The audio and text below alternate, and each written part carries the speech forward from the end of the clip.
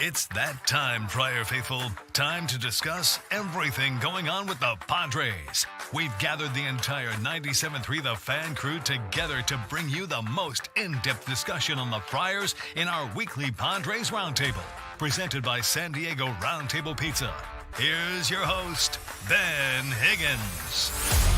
And welcome once again to 97.3 The Fan Padres Roundtable, or as I like to call it, 5 people who really don't know what they're talking about when it comes to Padres baseball on a week-in, week-out basis. Yeah, the guessers. Here we are again. Last week, of course, it was doom and gloom. The Padres were coming off 5 straight losses. I think they had won in Philadelphia, but the season looked to be on the brink. And here we are, 7 wins in 8 games, a 6-1 homestand, and once again, everything is looking bright and positive in Padres world. So let me introduce everybody. We've got Annie Heilbrunn and Craig Elston from the Craig and Annie, Elston and Annie program. Oh, boy. Here we go. We are 4 hours in already from this morning. Oh, boy. My co-host, Stephen Woods. Hello, Woodsy. Hello, Help me Benjamin. Get to the end of this From hour. the Ben and the Higgins and the Wood Yeah, show. the Ben, the Higgins, the Wood show. And then from the Ello and Gwyn program, Chris Ello is here as well. Branding, obviously not very important. Hello and For the Tony. edition today's. I'm going to start with a very Roundtable. broad-based,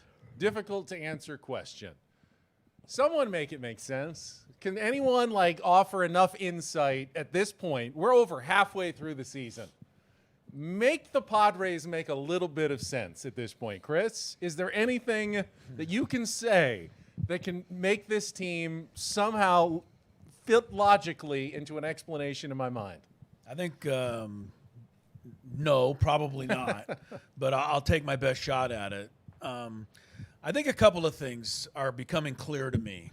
First of all, the injuries are part of the reason for this, but I'm not sure this team is really all that great. I think they have a lot of holes. They're not. This isn't the all-time superstar ball club that we might think it is. But I think the fight in this team and the chemistry, whatever is working behind the scenes, is allowing it to continue to bob its head above water every time the talent level starts to sink it. So that's about all I can come up with. They've had a 500 record 25 different times this year.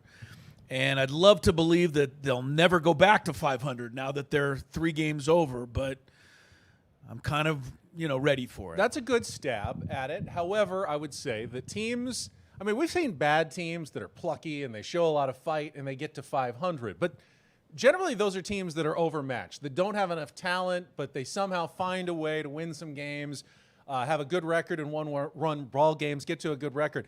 That's not exactly right with the San Diego Padres, Craig, though. They have high-priced talent. They have good players on the roster, and they have the fight that Chris is just showing. That should be the recipe for a team that is better than they are right now. If the high-priced talent was healthy, available, and playing at the level that they were being paid to do, then I would completely agree with you. But to make it make sense, I think it's actually very straightforward. Look at the top of the Padres payroll. Manny Machado, until very recently, was playing at a level that's not Manny Machado. We know he's recovering from an injury. We know what's going on, but factually, he was putting up, I don't think he's put up half a WAR, or maybe just about that for the whole year. Bogarts, negative WAR player. Darvish, unavailable. Musgrove, unavailable and pitched poorly when he was available. Those are the players you were counting on to have about 5 WAR between them at this point of the year. They've added up to less than 2. So when the top is misfiring and the rest of the roster has been so good, you get this 500 melange, but now it's been combined with what I do agree is a team chemistry that is shown through now. So I think what Craig is saying, Woods, is that we see a team that is pushing at the luxury tax threshold, and we think high-priced team. But maybe it would be better to view this team as one of the lower payroll teams in baseball because they're not getting the money's worth out of the players they're actually spending the money on. Yeah, and you do like where some things are trending as far as where Manny's going. But for me, it's I've been saying all year, if you can hang around in a pretty weak NL, nobody wants to face this team. Nobody. They're beating good teams. They lose to the crap teams. And that's the one that makes the sides of my head go gray. we know them, we follow them, we see what they're capable of. I don't really see any less effort against the Angels or the Mets. I don't see any lack of effort or want to. There's no way to explain what's going on, but they have given us already so many more moments this year than last year. They're an infinitely more fun team to watch. And the unsung heroes, the Higgies and the Tyler Wades and the Jackson Merrills and those guys have been a delight to watch. And they have really carried some of those stars' asses this year. They really have. And we are always going to be filled with the promise of, well, what if? What if Xander comes back and is Silver Slugger Xander? And what if Manny goes on one of his, every year tears? And what if it gets healthy? Yeah, and as long as there's a what if, it keeps me coming back every night because these guys are pretty fun to watch. Annie, I think some of the things that I usually apply to a baseball team, like when you have a long stretch of games with almost no off days, and then you're hit with a rash of injuries. I know what that means. I've covered baseball long enough. That means your team is about to go in a big tailspin. Until they can get healthy, until they can get some days off, expect 8 losses in 10 games. Well, last week, both of those things hit at the same time for the Padres. Injuries, tiredness after 26 games in 27 days. This should have been a bad week for the Padres. Why was it a good week? Yeah, I think in a lot of ways this team has overperformed, which sounds crazy sometimes because in a lot of ways they've underperformed. But when you look at the injuries, you look at losing Fernando Tatis Jr., you look at Darvish, you look at Xander being out, and you really you didn't feel hit with that this last week like you thought you would when you heard that news coming in. And so there's some times that you're watching the team and you're like, oh my God, this team is 500. Amazing. How did they get to 500? And then there's other days that you watch the team and you're like, oh my gosh, this team is 500. What in the world? I think part of the disconnect is that this is the organization and the clubhouse and the manager have all promised essentially a playoff run and a World Series, at least attempt. And so I think that if this was a team that maybe that wasn't, the expectation, we'd all be like here, oh my gosh, look at all the injuries they've overcome. They're so scrappy. But it's the other way around. But I will add this. I agree with you. I think that as abysmal as sometimes they've played this season or it's looked, they're in a good spot. If they can take off from this point, the rest of the NL just hasn't done enough to get ahead of them. They're in a good position to take off. They're also in a position to be overcome by injuries and not take off. And he brings up the point, too, and I saw on Twitter, the Nationals media was very salty about everything that went down since they got to town. And I saw even their media saying, oh, congratulations.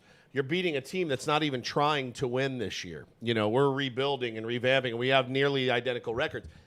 Two ways to look at teams that are, have a different payroll, that have different types of players on it.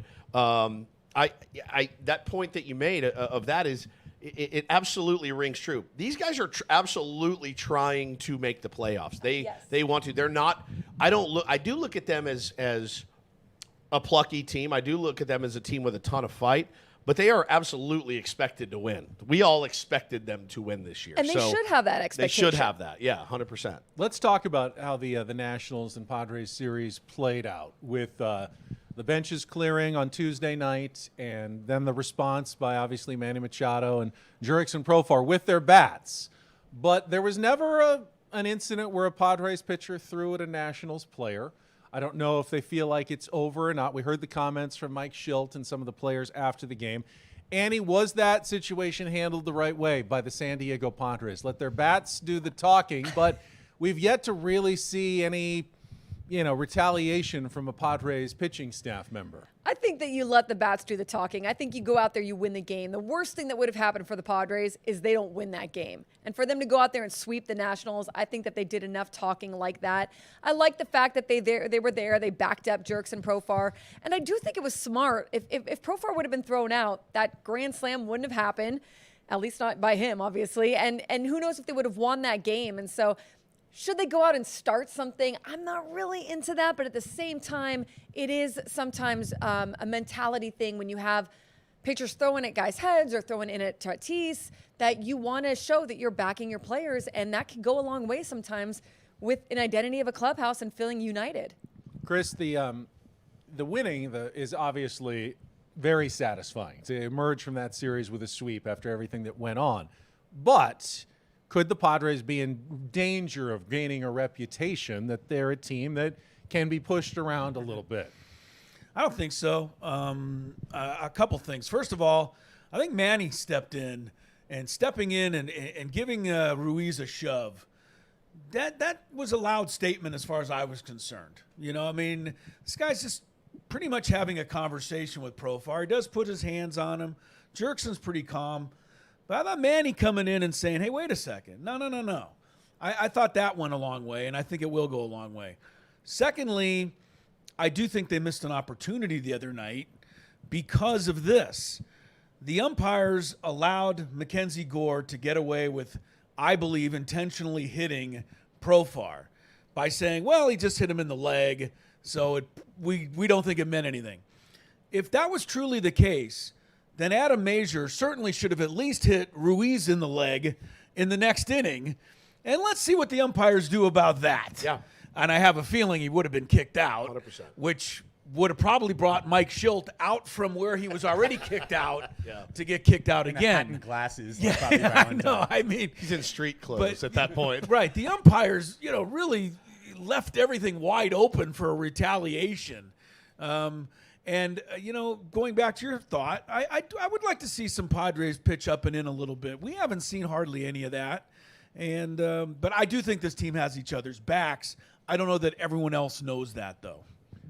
Craig, Bob Scanlon said on the TV broadcast he could see it both ways, that the Washington Nationals, he could see how they got a little perturbed by the celebration from Jurix and Profar on Monday and the way that played out. Is this a two-sided situation, or some people are saying, hey, the Washington Nationals were in the wrong here. Padres can celebrate all they want when they walk off a game on their own field? Oh, we talked about this on Wednesday's show on Annie and Elston. I think if you own your own actions, then you can actually point to where somebody doesn't own their actions. The Padres can own the fact that on Monday, when Jurickson Profar hit a walk-off hit, instead of running to second base to claim his rulebook double, he turned around to the third base dugout to say very loudly to the Nationals his displeasure in various languages. And then he continued that out to the crowd and fired up the crowd. And that's a big celebration for June 24th. Okay, I think everyone in baseball can agree that the Nationals would have a reason to at least have thoughts about it, right? Now, what was their action? It was to hit Profar the next day. And what did they do? They hit Profar the next day.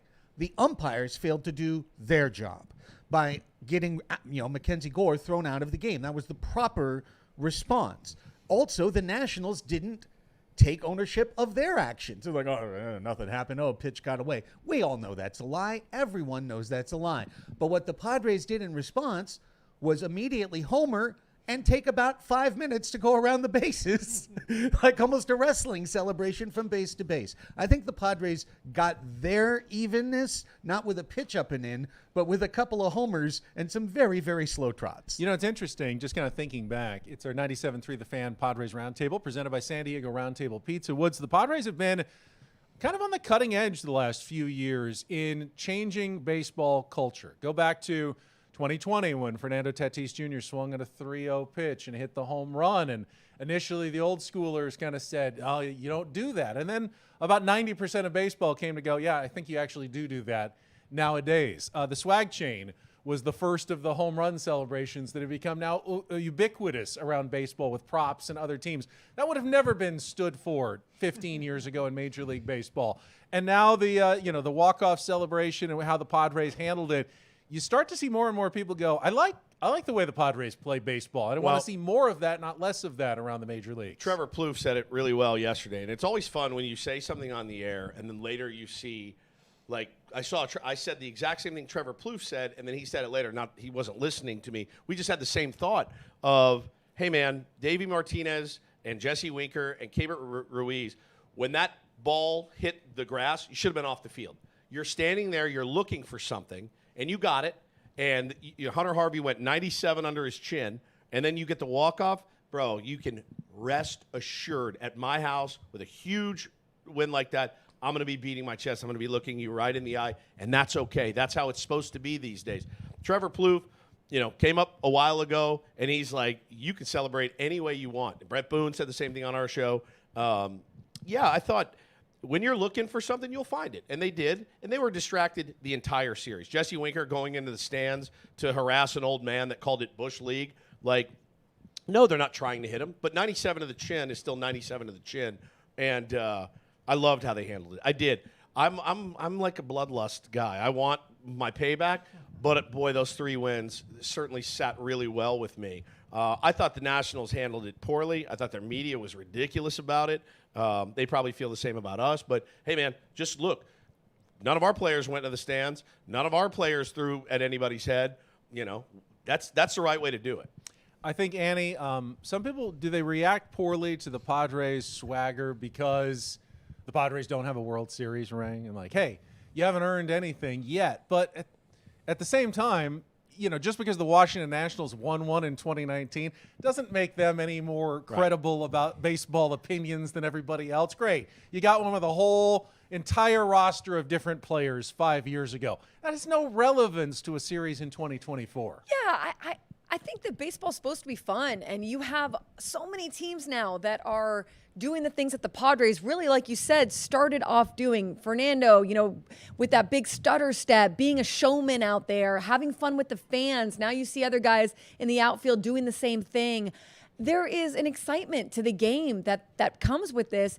Michael King said a few weeks ago, he was asked about what it was like to watch Fernando Tatis Jr. when he was with the Yankees, and he's like, I hated the guy. He was too showy. And he's like, now I'm over here. I love it. I get it. I see what he's all about. But that's kind of what you're trained to do as an opposing player. Like you need a chip on your shoulder. You need something that's going to get you going, or as an opposing fan. So I think the more you back it up with play, obviously, like if you keep doing this and you don't win, I think then that's a little, that's the road you don't want to go down. But if you can play well, I don't see any problem with having fun out there on the field. Yeah, I mean, Keibert Ruiz may turn into something, but he's not anything right now. He's a negative WAR player. And for him to put his finger in Jurickson Profar a 10 years in the show and start poking him in the chest and telling him about the right way to do things, absolutely unacceptable. It's unacceptable. And wasn't it very Brian McCann, Carlos Gomez? Yes, yeah, exactly. Stopping you at home plate to give you an earful. Hang on a second. Next time you round those bases, you better do it faster, and you better do it my way. Yeah. And I don't like that at all. Again, Profar may be having the season of his life, but you don't stay in the big leagues for 10 years if you're not a good player. You just don't. We've seen really good players not make it to that 10-year mark. That dude's earned everything he's got. And for him to poke his chest and, no, this is how we like your celebrations to be at your house, it's unacceptable. And you're right, Elo. I saw the same thing with Manny. It wasn't a, hey, bud, grab it. It was get away. I thought, sorry about that. I don't want to ruin this nice shirt here. But it was I earned that this morning. It was forceful. It was forceful. It was like, nope, this isn't going to happen. I thought that was a really cool moment. And then obviously the home run was top Manny Machado moment of all time. It was unreal. Can I just throw in your comment about the Padres inventing the swag chain and the ubiquitous celebrations that are now throughout baseball? I've been laughing the entire time because I'm picturing Mickey Mantle being pushed in a shopping cart through the dugout at Yankee Stadium, waving his arms after a home run with dark glasses on. Right. It's just the most laughable thought of all time, but now it is totally accepted. It is. And it's a TikTok video. I mean, but, back to those old guys. And Karen with the swag chain. It'd be amazing. Yeah. Hey, Karen, just spinning it. It'd be great. Adam Jones on your show, Ben and Woods, saying he didn't pimp his first home run. He didn't pimp his 100th. His 100th, right. He goes, you couldn't pimp one. No. Now, Manny would say the same thing. Right. But you ask, is that truly the best way, or is that just the way we've always done it? Because, listen, Mickey Mantle, those guys, they had fun. They just did it in a different way than our guys had fun. I'd rather our guys be spinning swag chains than out at Toots Shores till 6 a.m. drinking 400 rum and cokes and smoking a pack of Marlboros. Honestly, I really would. It's if you're gonna have fun playing the game of baseball, which by the way is entertainment. I know we take it very seriously. They're entertaining, if nothing else. Let's get on the field a little bit. 97.3 The Fan Padres Roundtable, presented by San Diego Roundtable Pizza. Let's talk about the Padres catching situation right now. It's very simple. Kyle Higashioka is playing because he has to play, and he's playing great. He has hit 7 home runs in the month of June, but Luis Campusano will be back probably sooner rather than later, maybe even before the end of the upcoming road trip. Chris, when Campy is back, how do you determine playing time going forward in the Padres catching core? Pretty simple. I mean, to me, if Higashioka keeps hitting like this and Campusano comes off the bench for a while, they reverse roles. At least for the time being. I would think it's not, for the rest of the season unless Higashioka is going to hit 7 home runs every month the rest of the season and finish with 30. But yeah, you got to ride a hot hand, don't you? And it's not like Campusano been lighting it up. So, if I'm Luis Campusano right now, I'm a little bit concerned about my job because you've got to go with what's working, and Higashioka is working at the moment. Yeah, but generally, Craig, backup catchers. Isn't he better defensively, too, much do you better. think? Yeah, or much better. Right? So, okay. But So, generally, Controls Craig, the running backup game. catchers are backup catchers for a reason. Chris, And you're they don't- better defensively. They don't all. Left-handed, too. They don't all of a sudden become all stars overnight, and I'm not expecting that from Higashioka. But there's room for a more balanced starts for the catchers, even when Campy's back. Well, I agree with Chris, but let's define what it means to reverse roles. Because Kyle Higashioka was already catching 40% of the starts for the Padres. He was catching every Waldron start and every King start, right? So to me, when Campusano comes back, one of the 3 spots that used to be Campy's goes over to Kyle for now. Probably I think you've got- Vasquez, another former teammate of his. Either that or you've got to use Higashioka against lefties. Campusano still, I don't think, has had a hit against a left-handed pitcher since April. You are completely right. So- Higashioka plays against lefties / gets that 3rd slot until he cools off and or Campy heats up. Because eventually, if you overplay Kyle Higashioka, that's the point you're driving at, you will wear him out. I believe he's averaged, we'll get into this on our show later too, but I think he's averaged around maybe 250, 260 plate appearances. So, when you get into 470 plate appearances for Kyle Higashioka, you might wear him down. It may not look good. It may not look good at the end. But you asked today, is there a catcher's controversy? No, there's no controversy at all. Kyle Higashioka is your starter right now until he's not. And nobody gets through the season with one backstop back there. But when Campy does come back, it's imperative that he hits and that he plays defense and, doesn't take plays off. Late in the game sometimes when you're watching, it's like, man, that's a weird time for a brain fart there from Campy. And Kyle is, he's not Salvador Perez back there. He's not Johnny Bench, but you want to talk about a really reliable fill-in under some pretty gnarly circumstances of changing teams, having to catch a knuckleballer, and then now to add the offense on there. He's been awesome. But Annie, I thought it was interesting that after 2 emotional, hard games on Monday and Tuesday, and then a day game after that, the easy thing is, all right, it's Brett Sullivan's turn, and yet Kyle Higashioka was back in there. It kind of shows you that Mike Schilt is willing to maybe push him a little bit more and ride that hot hand a bit. Yeah, he's earned it. Very a la Jorge Alfaro, Gary Sanchez, Kyle Higashioka follows the long line of improbable catchers who have made an impact in this organization. But no, I agree. I think that you ride him. He is the hot hand. You give him, if you're looking at 50-50, you give Kyle Higashioka the extra start over. Yeah, you go 60-40, and you do need to get Campusano going if you're going to make it deep into the playoffs and get on a World Series run. Like, you have to get Campusano going. So you need to get him back in there and working. But I do think you ride Kyle, not into the ground, but a little bit more. Interesting you brought up Jorge Alfaro, who was such an important part of the chemistry and karma and magic of 2022 and couldn't even get on the field in the postseason. Correct. Not one single day. Not one game. What happened there? We still don't quite know exactly what happened there, but We're extending the show an hour today to dive into that. we are going to The kill theories. Austin Nola before we put Jorge Alfaro anywhere near a postseason game. Yeah, that was weird.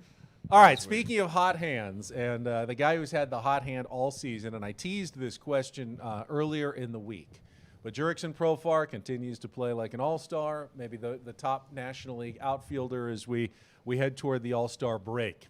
He is under contract, a very, very favorable contract for just this season only. But I think a lot of people would like to see him back for next year, maybe even more years to come. Annie, let me start with you. What would a fair contract offer look like right now for a Jurickson Profar extension? Ben, you're killing me. Yeah. Okay, so And I don't want to imagine a team without Jurickson Profar. I really don't. I don't know what the heck this market will pay. I don't know. I can't even.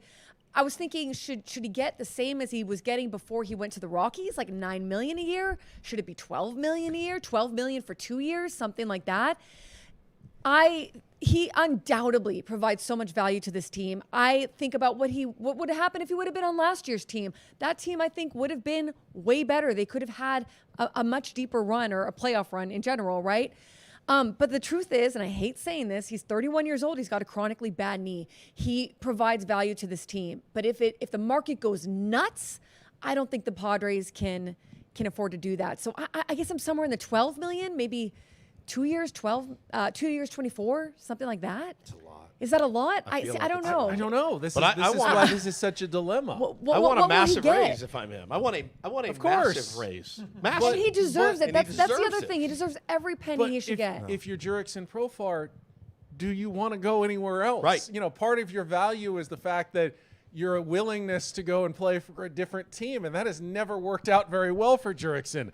Chris, he plays well for the San Diego Padres and the San Diego Padres only. It seems like it. I like Annie's contract, honestly. I think a 2-year, $25 million offer.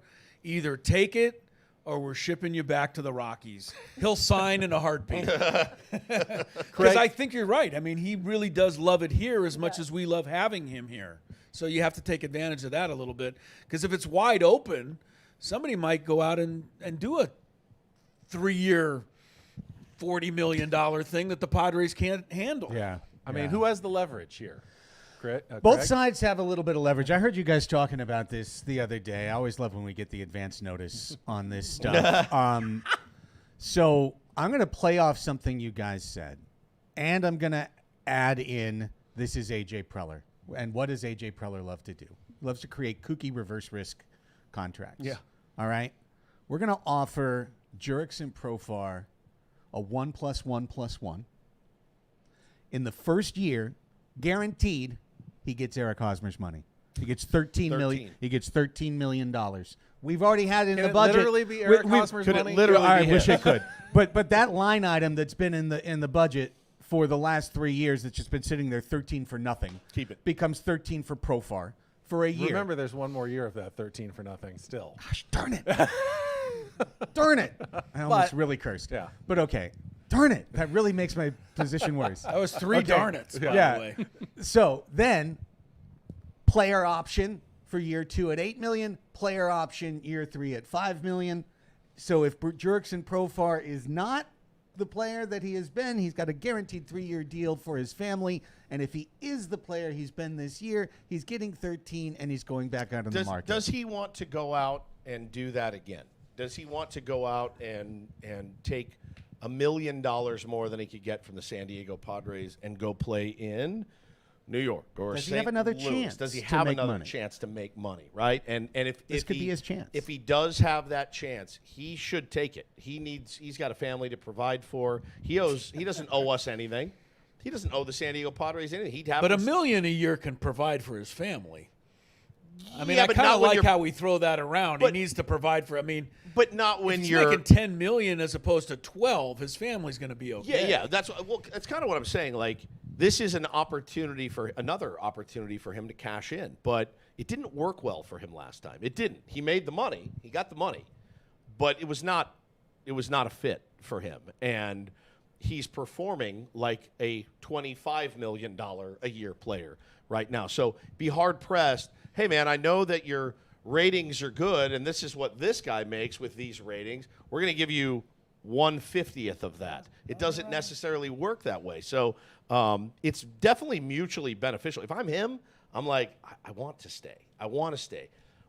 But at what cost? Does he really want to go to St. Louis or anywhere else, Texas, And Oakland? if you give him $25 million to play, now what is it like when Jurickson Profar gives you a 98% Jurickson Profar season instead of a 200% Jurickson Profar season. Right. Now everyone's looking at him as the problem of the team problem. that's sinking the payroll. Yep. There's a mess on all sides of it. There really is. Yeah, It's a bad problem. It's a good problem to have, I guess. Let me give you my theory, my option, and that is Jurickson Profar, San Diego Padre for life. And you extend the contract out 6 or 7 years, front load it, in the $12 to $14 million range early, and then it starts tapering off. So by the time he's 35, 36, 37, you're paying 2 to 3 for a pinch hitter that was probably going to be a pretty good pinch hitter maybe at age 35 and 36 late in his career, and will continue to give you the vibes that he seems to provide so well. He will be a fixture at the end of that dugout, a fixture in the lineup hopefully for the next couple of years as a starter, and then a fixture in the dugout and in the clubhouse, and with a switch-hitting bat that comes off the bench just when you need him when he's 35, 36-year-old, but you don't need him on those knees all the time. Right. Doesn't need to play every single day, but he's still giving you what seems to be that magic Jurickson quality. I like this contract. We might have a team full of those guys, though. Yeah, no kidding. We're just setting up for 5 years from now, the aged and infirmed Padres. It's and like we're sitting here every day going, 36-year-old do I want to go to? Every one of these guys is done. And what do we do? Yeah, I mean, look, the sentimental. This is more than sentimental with Jurickson Profar because he's actually providing a lot of value. Right? Exactly. This is not. I really like this guy, and his smile's worth this to me. And he's their best player. He's their best player. But you look at it and go, is this, as Mike Schultz likes to say, is this an outlier? I mean, and based on his last, he's had a couple of good seasons. It's an outlier based on his career. It has to be looked at that way. Right. And so the sentimental contract being doled out, is that the best way to handle business? You've already made some mistakes and maybe some contracts that aren't going to work out in your favor. I don't know, man. It's going to be hard for me to see him anywhere else. It feels like he was meant for this place. He feels that you'll see his number out there someday. Really, like he has provided so much to this team, and he's so beloved in this community, and he loves this community in return. But man, they don't have unlimited money to burn. No, and maybe the last point to make on this, Ben, is that there's still time. Yes.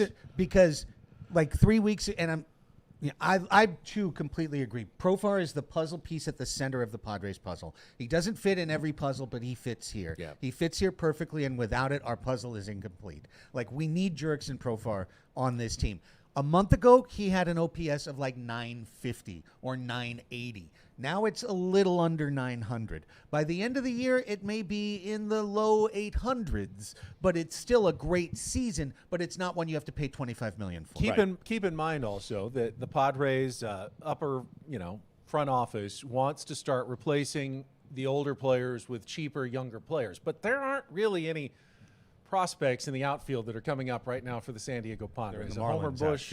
Yeah, they're all gone. So if you have to replace Jurickson Profar, right now the only places you can do it are free agency or probably a really expensive trade. So Jurickson's value in that sense and his leverage is pretty high. There's no one knocking on the door to replace him in the outfield. It's not like the shortstop position where there's plenty of options down the line at shortstop. Not in the outfield for the San Diego Padres right now. And he is playing through a knee injury that is very painful. I mean, and I don't think that means that he's going to have to that's going to ruin his numbers or anything like that. But he's been managing that for a few years. I think he can continue to manage it. I don't know why sometimes we look at certain players and we're like, hey, but he's a gamer and he plays through an injury and let's give him all that money. And then other players were like, oh, it's just Jurickson Profar and now he's not going to be able to provide. He's doing what the other guys are doing that are getting paid money. Just real money. Right, real money. If he keeps hitting like he's hit, but why isn't this not enough? He's already gone half the season hitting like he's hitting. Do you always make a 6 or 7 year contract on a half year? That's how you make bad deals. Baseball executives have to make big money deals, and they have to make it cold-hearted and evaluate right on the razor's edge. What I'm saying is, though, I'm trying to back your point. If he continues, if he is at the end of the year a top 35 player, he won't be on the Padres because that value is worth more than the Padres can afford to pay him next year. And he would do himself a disservice not to take that money for his family and for his future. It's just the nature of it that when you have a career OPS of 721 and you're at 920 halfway through the year, that it's going to level out. I get that. No, if the money shoots way over what they can pay, he has to go somewhere else. To Craig's point, I mean, this is crazy. We had our fantasy baseball draft in my league, which is going on for 10, 12 years, right in this very room. And I sat over there, and we were in the supplemental draft. The entire draft had already been done. And I looked around the room, and I said, wait a minute, nobody's taking Profar, right? Yeah. And they said, no. I said, okay, I'll take him. I'll take him. It's about the 4th round of the supplemental draft. Now, here's what my point is to back Craig.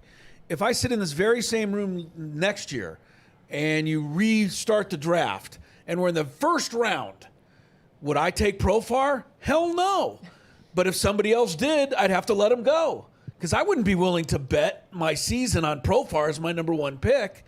And I think that's what Craig's saying. The Padres can't pay the kind of money if somebody else really wants to pay him for this season alone. Yeah, if his OPS is 850 at the end of the year, he's gonna cash in. Yeah. And you know, what's it worth to him though to stay, to be a part of this team, to be with these guys? These guys are his brothers. I mean, it's a real thing. I mean, we all know we all know we would take less to live here and not have to move somewhere else for more money, to go to Cincinnati to do mornings or afternoons or middays. We know that. Baseball players, I mean, their window is shorter. We can do this for another 20 years if we're lucky. Right. He's got 4 more years to cash in until he is washed up and out of the game. He was a year from being out of the game I know, this year.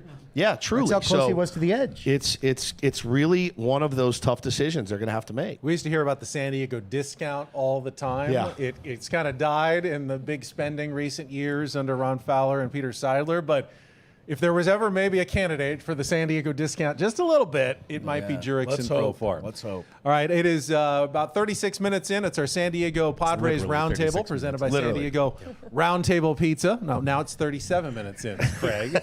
It was literally correct. And I was going to throw out a great 7th inning stretch that was catered just for you.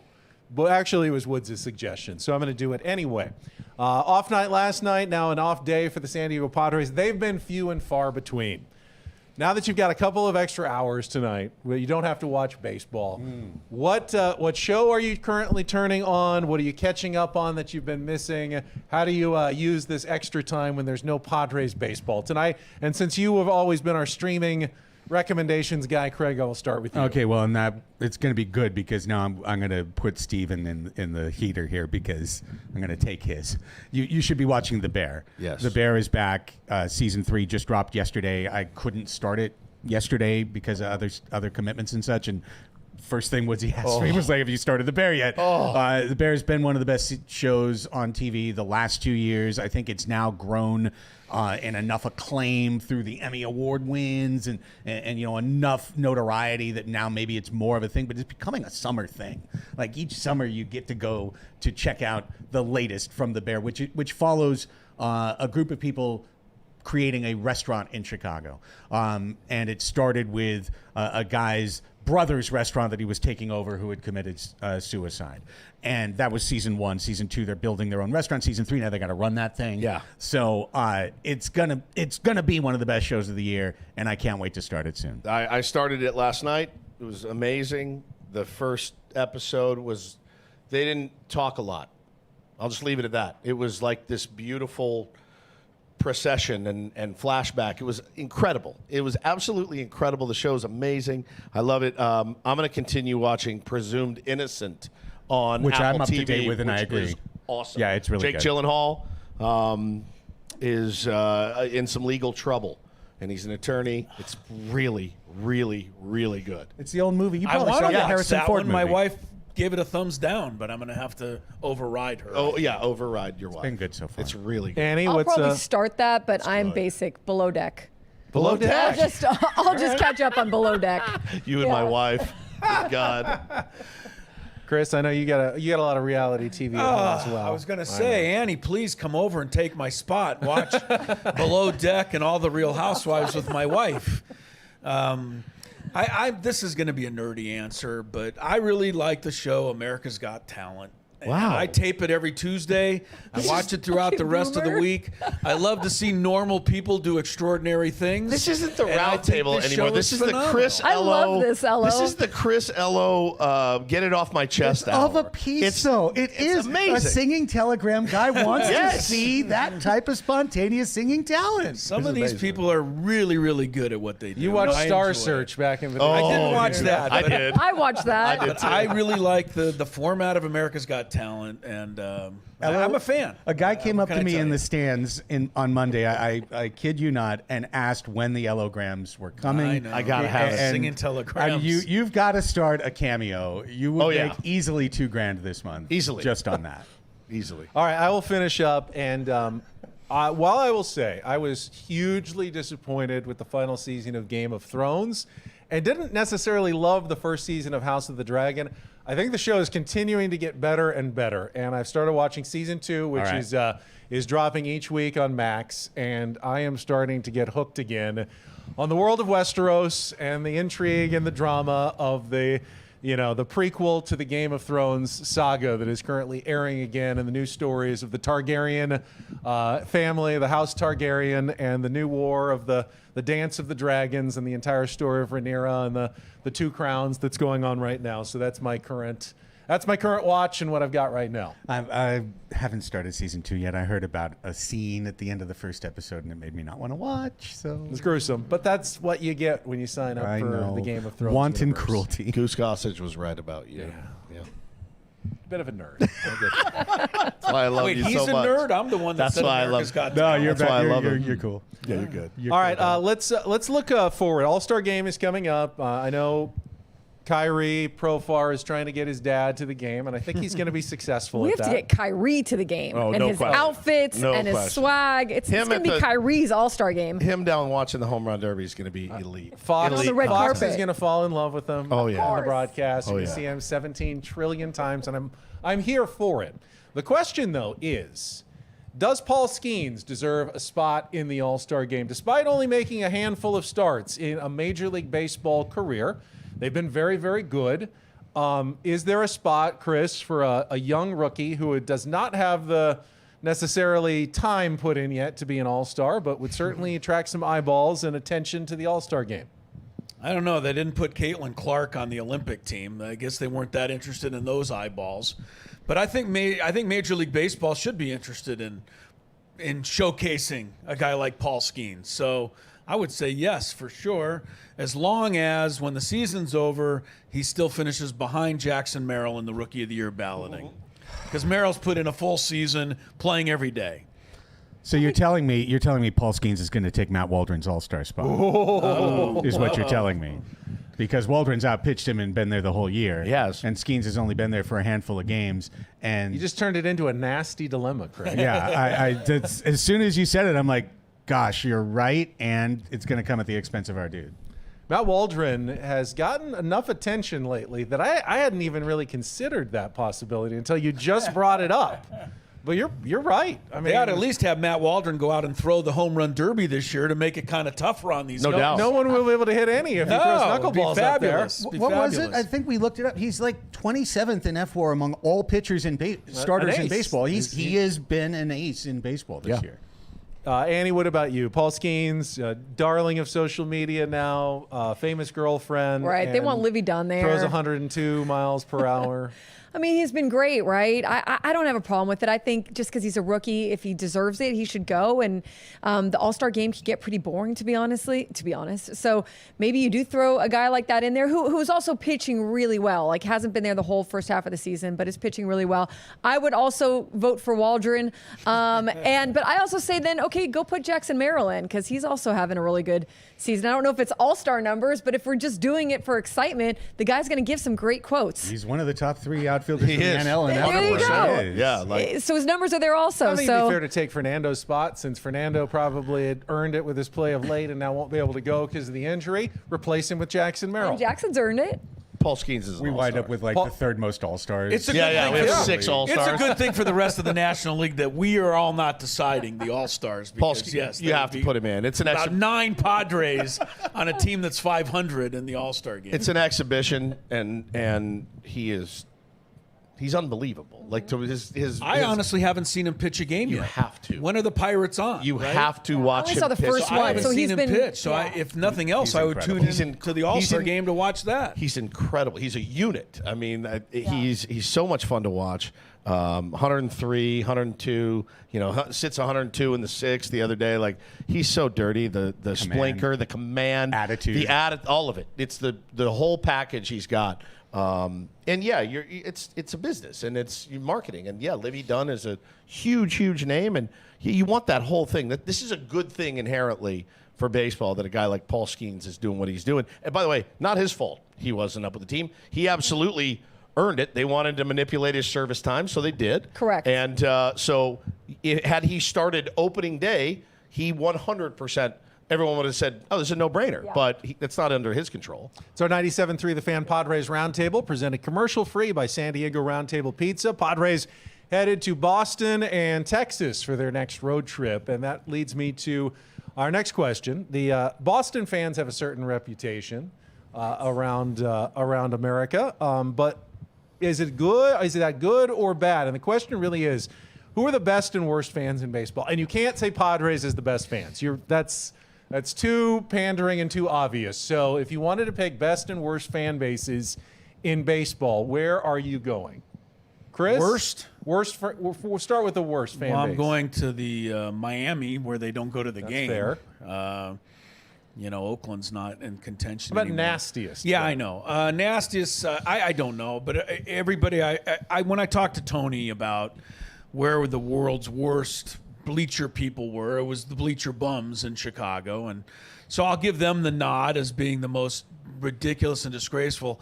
I know Philadelphia gets a bad rap because they booed Santa Claus in 1968 at an Eagles game, but that's almost 50 years ago.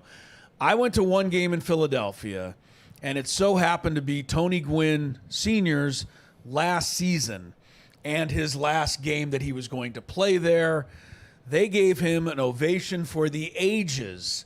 That has always stuck with me. They know ball. Right. And I'm not saying they're the only ones, but I've always put Philadelphia fans up there. I know a lot of them. I play softball with a whole bunch of people from Philadelphia. They're tough, but I think they're pretty fair. So I'm going to go Philadelphia on the good side. Craig, let's expand this a little bit because we think about the fans that are in the stadium, but a lot of fandom is done online now. And if you include and I try to block it all. the social media aspect of it, I would think that a lot of teams around baseball would say the worst fans in baseball are Padres. Oh yeah, see it every week. Online Padres great. fans. That's great. But do we not see the online Orioles fans? I mean, we see Oh, yeah. the Yeah, online we're Padres in our own fans. bubble, right? We follow Yeah, the I don't know. Padres people, Yeah, and then we right. see the reactions to the Padres people. So I don't know. I feel if like the our Orioles- fans get under the skin of other fan bases as well Makes as them insane. any Insane. team in Major League Baseball. Yeah, this. Thank you for letting me be provincial for a second. Like this city, you said that we can't pick us, but like we back our club, and I think honestly that this club has fell under the weight recently in recent years of everybody being behind them in this town. And it feels like when they don't have the pressure on them is when you see, when guys are hurt and when you got a kind of a B squad together that they really lock it in. When I think about bad fan bases, I think about fan bases that don't even support you when you're good. Diamondbacks were like doing 2-for-1 deals for World Series tickets. Crazy, man. Last year. They couldn't even fill their park when their team was making a run. They didn't give a hoot the last week of the season, and even in the first round of the playoffs. So you gave me a chance to back our fans and rip Arizona, so that was fun. Thank you. I mean, Dodger come on, fans, worst fan base in baseball. The worst. Come on, They go for the they like the hats. They like the high priced players that they have. I am engaged with them constantly. There's a few of them that are good. Yeah. Good eggs. Oh, yeah. Yeah. That's like that 12%. That's and that then way The other everywhere. 88% are awful. Wow. They're The awful. lack of baseball general knowledge. Boy. Yeah, I think for me too is the way they carry themselves. I mean, I've never seen a team spend as much and accomplish as little as they have ever in any sport. It's not close. And to act so regal is a little bit embarrassing, and they don't see the embarrassment in it, and they should be very, very, very embarrassed. Like, very embarrassed. It's mortifying. I would have my head between my legs, my tail between my legs, if we, cover of Sports Illustrated, best team ever, 111 wins, get beat by the Padres. Like, that's mortifying. You're the Bills. That is the worst. We're the best. There's no question. Tuesday night, Monday night, 39,000 people against the Washington Nationals. Give me a break. The Nationals have not seen 39,000 in a weekend series all year. The quote that Jackson Merrill said about other players coming in, Annie, and going, "This is amazing. This It's is unexpected. electric." It's Yeah. unexpected. And just being at Petco for this series, it was a reminder to me. Chris Ello and I were talking about it before this show started, because you look around and you just feel the electricity rise in that stadium, and with everything that happened on the field, you feel the fans just behind everything, and you can't help. I talk to players in the clubhouse all the time. What a difference it makes to come to San Diego and feel all the fans behind you. Philadelphia and Chicago, I had great experiences. As You've had a chance to travel with the team a little more recently than I think most of us. And you've have. been down by the dugout where the fans have got to be a little tough. So from time what to time. was your kind of experience when you were doing the dugout reporting and occasionally traveling with the team? I remember the Giants when the stuff was getting thrown on the field near Jerks and Profar. Yeah, I remember that the fans got a little, that was, I didn't like that one, but I really enjoyed Chicago, the Wrigley, obviously, and Philadelphia. Philadelphia had great fans. They were smart. They were fun. They appreciated the good players of the other team. But I'm trying to think if there was any other like nasty ones that I remember. I mean, obviously, yeah, you go for LA, I'm sure. But I don't remember any like really like terrible, things being said. To back up Chicago, just Scanlon told me that when he played for the Cubs, the bullpens then were on the first base line right next to the stands. And when he used to get up to warm up, his own fans would go crazy. Get Scanlon down! Get him down! This is his own fans helping the guy warm up. If you're sitting and he by did the say bull- by the way, Bob Scanlon did say 14 games one season for the Cubs. Yeah, but not bad. But you're also talking about a fan base that packed that place for a million years. That's when their true. team was terrible. That's true. Terrible. But I would sit by the dugout, and I think that if you're out there by the bullpen or you're out there by the, out there in the outfield, we see those videos all the time of fans being just chirping at players all the time. I'm not a big chirper out at the ball. I like to just watch the game. I chirp at my TV, but I was around a fan the other day that was chirping, and it made me really like, ugh, this doesn't feel great. I brought it up a few weeks ago. Underrated bad fan base, the sanctimonious St. Louis Cardinals. St. Louis Cardinals. fans. Oh, because they're they've been there you go, there you go. Because they've been They're told they're so great. much better than everybody. Ben They've been hated told this. It just drives me crazy. At Oh, this because they point. gave a standing ovation to Paul Skeens. Yeah. He got so mad. He got so mad about it. But just so they could get the credit. They get of the everybody credit. saying Yes, what aren't great they fans smart? They are. Aren't they soft smart? fan base. Giving a standing O to the opposing pitcher. A guy that is going to shove against you for the next and did shove. and Horrible. did shove. Yeah. Actually, that's horrible. What a bunch of softies. I think so too. But they Come on. say we're so smart, we know ball. they've been Whatever. told. They've been told. for decades. Oh, best fans in baseball in St. Louis. No, you're not. I know we're real close to the end of the show. I just wanted to say, we're deep into this now, into almost July. I was on my way over here today, and I just thought to myself, I really look forward to this every single week. It's been really fun. Yeah, it's fun. Talking this. I know you guys are tired. I know you guys are putting in an extra hour. I'm not really doing anything special. Really, we're driving taking an hour off 2 minutes They get away, taken an hour off. and getting time off my show. Wood says the same thing when he gets in at 4 a.m. going, I'm so glad we've got that Yes. extra Oh, I love it. hour. Right. This on the show round really table. brings out the No, my point the side that I of you wanted that's to so- make was I'm enjoying this, but I really think all of us owe a little thanks to Ben. No because doubt. He puts this thing Absolutely. together every week, and I was just thinking of that. I come in, if I had to work an extra half hour to put the show together, host it. I don't think I'd enjoy it as much.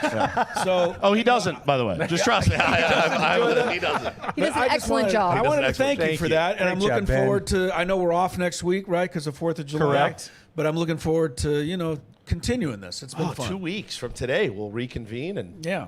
After one horrible week and one great week. Yes, exactly right. Who knows Right what'll back happen? where we were today. and 3 days of nothing. 3 days of We'll nothing. be staring into the abyss. Back we go. I love it. On the definitely not a roller coaster That's right. ride. Can't call it that. That is the 2024 San Diego Padres. Thank you, everybody. Annie Halbron, Stephen Woods, Craig Elston, Chris Ello. Thank you for those very Yes, sir. kind comments. I appreciate it. And somewhere where he is not on vacation but is traveling, Oh, but he's listening. our leader, Adam Klug. Oh, he's Thank you very watching. much. That's it for us. We will be back in a couple of weeks for a roundtable. If you're listening live, Annie and Elston. Coming up next, it is the San Diego Padres 97.3 The Fan Roundtable presented by San Diego Roundtable Pizza on San Diego's #1 sports station, 97.3 The Fan. So long, everybody.